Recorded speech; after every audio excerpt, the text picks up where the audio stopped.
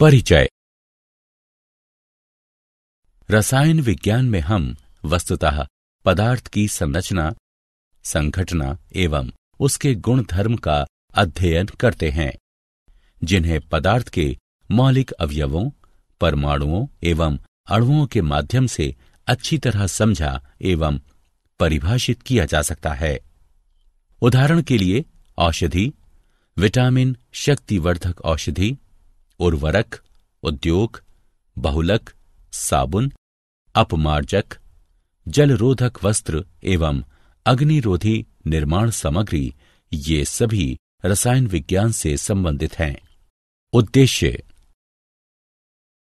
इस पाठ के अंत में आप निम्न करने में सक्षम हो जाएंगे: जीवन के विभिन्न क्षेत्रों में रसायन विज्ञान की भूमिका एवं उपयोगिता को समझना, द्रव्य की तीनों अवस्थाओं के अभिलक्षणों की व्याख्या करना, पदार्थों का तत्वों, यौगिकों एवं मिश्रणों में वर्गीकृत करना, एसआई आधार मात्रकों को परिभाषित करना, परिशुद्धता एवं यथार्थ भेद को स्पष्ट करना।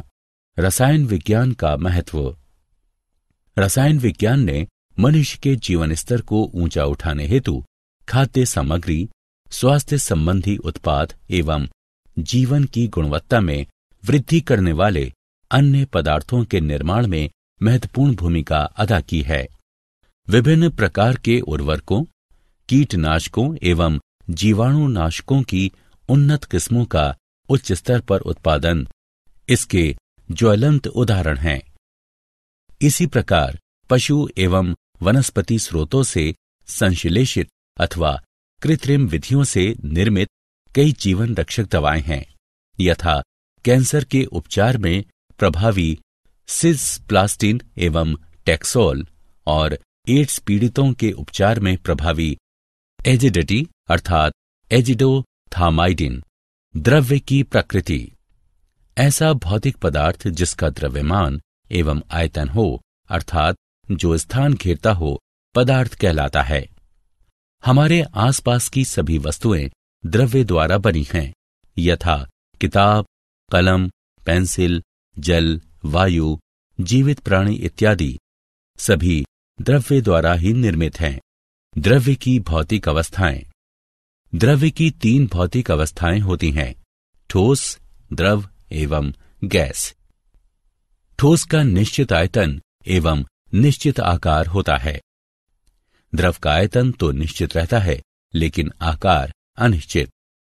द्रव का आकार उस पात्र के आकार पर निर्भर है जिसमें उसको रखा जाता है। गैस का ना तो निश्चित आयतन होता है और ना ही आकार।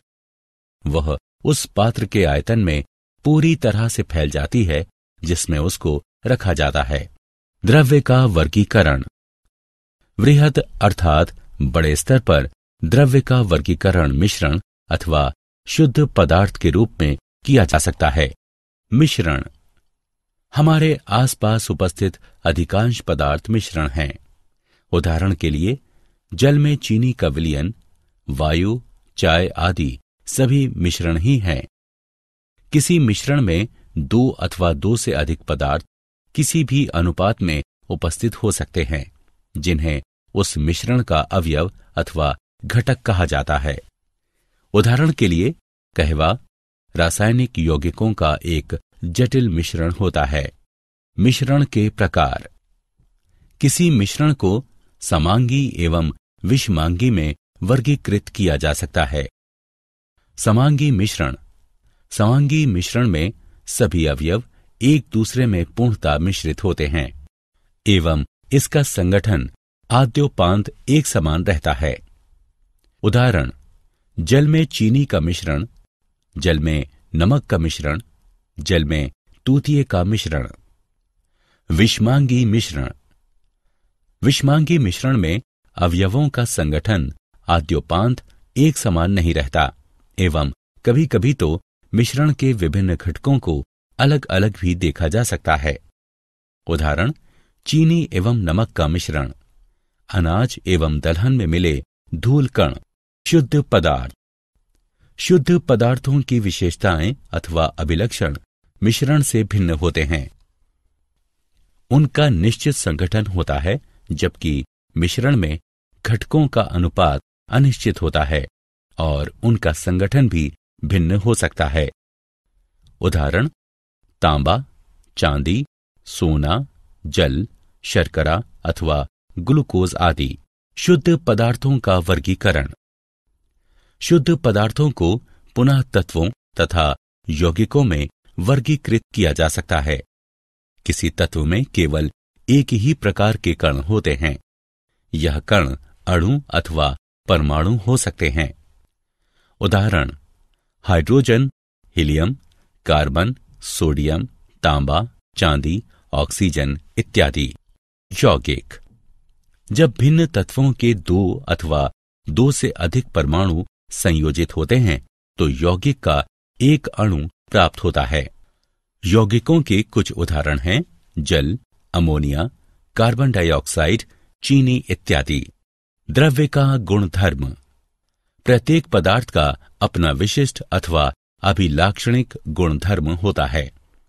इन गुणधर्मों को दो वर्गों में वर्गीकृत किया जा सकता है: भौतिक गुणधर्म एवं रासायनिक गुणधर्म। किसी पदार्थ का भौतिक गुणधर्म वह गुणधर्म है जिसे पदार्थ की मूल संरचना अथवा संगठन में बिना किसी परिवर्तन के मापा जा सकता है अथवा उसका अवलोकन किया जा सकता है।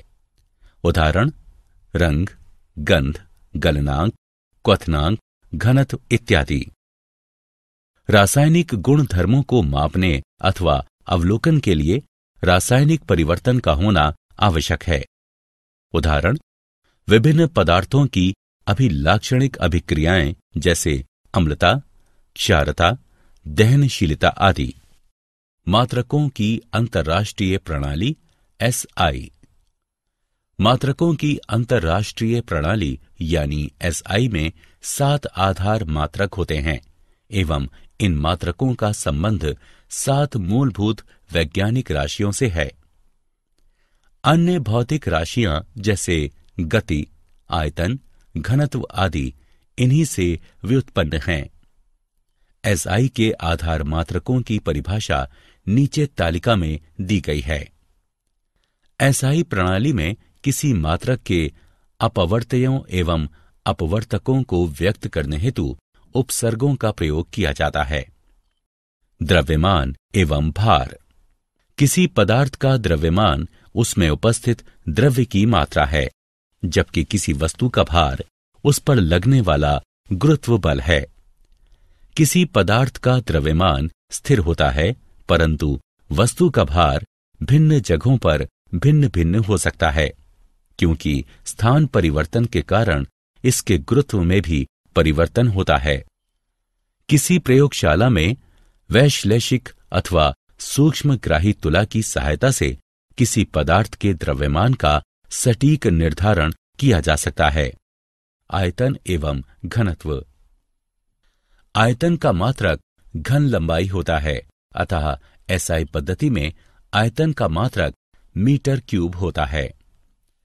रासायनिक प्रयोगशालाओं में अपेक्षाकृत छोटे आयतनों का उपयोग होता है, अतः आयतन को ज्यादातर सेंटीमीटर क्यूब अथवा डेसीमीटर क्यूब मात्रकों में व्यक्त किया जाता है। द्रवों का आयतन मापने के लिए प्रायः सामान्य मात्रक लीटर का प्रयोग किया जाता है, जो कि एसआई मात्रक नहीं है। 1 लीटर बराबर होता है 1000 मिलीलीटर के। 1000 सेंटीमीटर क्यूब बराबर होता है 1 डेसीमीटर क्यूब के। प्रयोगशाला में अंशांकित सिलेंडर, ब्यूरेट, पिपेट आदि द्वारा द्रवों अथवा विलयनों का आयतन मापा जा सकता है। आयतनमापी फ्लास्क का उपयोग ज्ञात आयतन का विलयन बनाने में किया जाता है। किसी पदार्थ का घनत्व उस पदार्थ के प्रति इकाई आयतन का द्रव्यमान होता है, अतः घनत्व का एसआई मात्रक इस प्रकार प्राप्त किया जा सकता है: घनत्व का एसआई मात्रक बराबर द्रव्यमान का एसआई मात्रक बटे आयतन का एसआई मात्रक, जो कि बराबर होता है किलोग्राम प्रति मीटर क्यूब अथवा ग्राम प्रति सेंटीमीटर क्यूब के।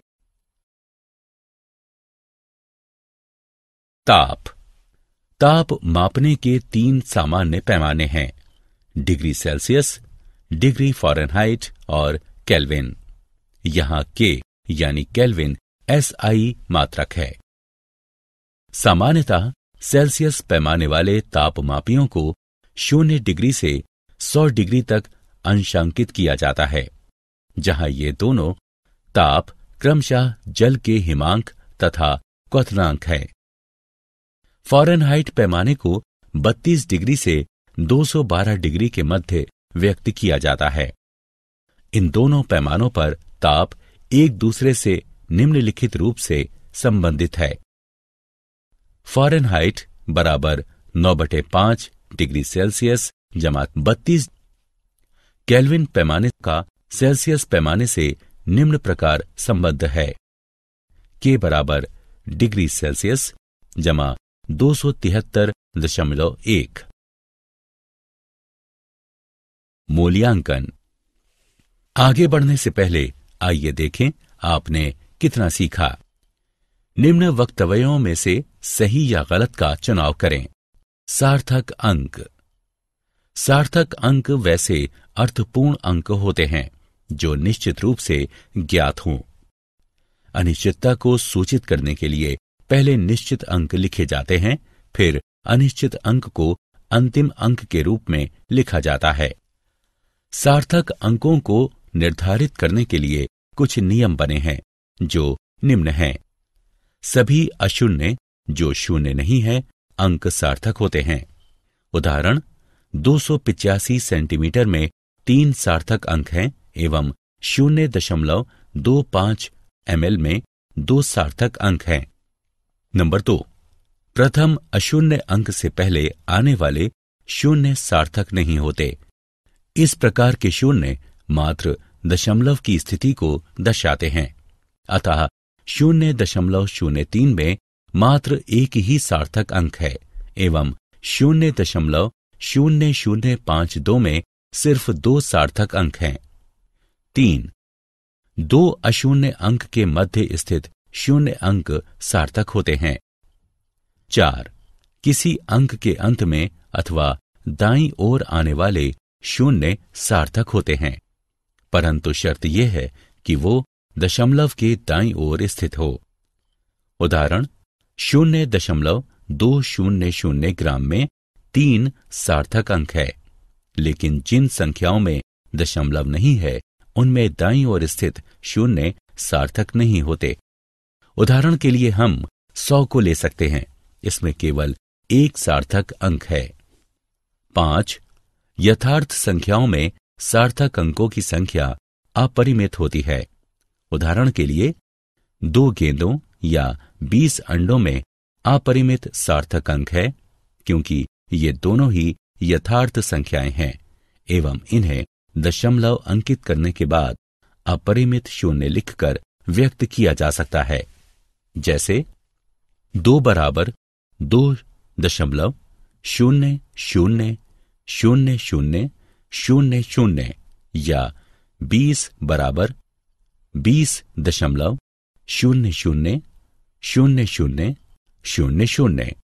4.01 गुणा 10 वर्ग में 3 सार्थक अंक हैं और 8.256 गुणा 10⁻³ में सार्थक अंकों की संख्या 4 है। सार्थक अंकों का गुणा और भाग एवं जोड़ और घटाव। परिणाम को आवश्यक सार्थक अंकों तक व्यक्त करने के लिए संख्याओं के निकटतम राउंड ऑफ मान लिखते वक्त निम्न बातों का ध्यान रखें। यदि दाईं तरफ का अंतिम अंक 5 से अधिक है और उसको हटाना है तो उससे पहले वाले अंक में 1 जोड़ दिया जाता है। उदाहरण 1.386। अब अगर हमें दाईं तरफ के अंतिम अंक अर्थात 6 को हटाना है तो हम उसके निकटतम अंक 8 में 1 जोड़ देंगे, अर्थात ये 9 हो जाएगा। और अब 1.386 का निकटतम मान 1.39 हो जाएगा। अगर दाईं तरफ का अंतिम अंक 5 से कम है और उसे हटाना है तो उसे हटा देंगे, लेकिन उसका निकटतम अंक अपरिवर्तित ही रहेगा। उदाहरण 4.334 में से दाईं तरफ का अंतिम अंक अर्थात 4 को अगर हटाते हैं तो इसका निकटतम अंक अर्थात 3 अपरिवर्तित ही रहेगा। अतः 4.334 का निकटतम मान 4.33 होगा। यदि सबसे दाईं तरफ के अंतिम अंक को हटाना है और उसका मान 5 है तो ऐसी स्थिति में यदि उसका निकटतम अंक सम है तो वो अपरिवर्तित रहेगा, परंतु विषम अंक होने की स्थिति में मान में 1 अंक की बढ़ोतरी होगी। उदाहरण यदि 6.35 से 5 को हटाकर निकटतम अंक लिखना है तो हमें 3 को 4 करना होगा, अर्थात 6.35 में से 5 को हटाने के बाद निकटतम अंक 6.4 होगा। जबकि 6.25 में से यदि 5 को विलोपित करेंगे तो इसका निकटतम मान 6.2 ही होगा, क्योंकि 5 के ठीक पहले वाला अंक सम है। क्या आप जानते हैं, ज्वलनशीलता सिद्धांत के दृष्टिकोण से सभी द्रव्य में ज्वलनशीलता एक घटक के रूप में विद्यमान रहती है। किसी वस्तु के जलने का अर्थ है उस द्रव्य में विद्यमान ज्वलनशील घटक का निस्तारण। अगर कोई वस्तु नहीं जलती है तो माना जाएगा कि उस वस्तु में ज्वलनशील घटक मौजूद नहीं है। ज्वलनशीलता का सिद्धांत किसी वस्तु के दहन का अर्थ उसके ज्वलनशील घटक का वायु में निस्तारण है। प्रागलन द्वारा धातु निर्माण के लिए अपेक्षाकृत कम ज्वलनशील अयस्क के साथ ज्वलनशील घटक का मिश्रण आवश्यक होता है। मूर्छायुक्त अथवा अपरिष्कृत धातु से ज्वलनशील घटक का वायु में निस्तारण अपेक्षाकृत धीमी गति से होता है। सारांश। आइए हमने जो कुछ सीखा है उसे संक्षेप में दोहराएं। सभी पदार्थ द्रव्य से निर्मित होते हैं जो 3 अवस्थाओं ठोस, द्रव और गैस में पाए जा सकते हैं। द्रव्य को तत्व, यौगिक एवं मिश्रण में भी वर्गीकृत किया जा सकता है। रसायन विज्ञान में राशियों के मापन में 10 की घात घटा 31 से लेकर 10 की घात जमा 23 जैसी संख्याएं आती हैं। अतः इन्हें व्यक्त करने के लिए वैज्ञानिक संकेतन जैसी उपयुक्त पद्धति का उपयोग किया जाता है। प्रेक्षणों में सार्थक अंकों की संख्या का उल्लेख कर अनिश्चितता का ध्यान रखा जा सकता है।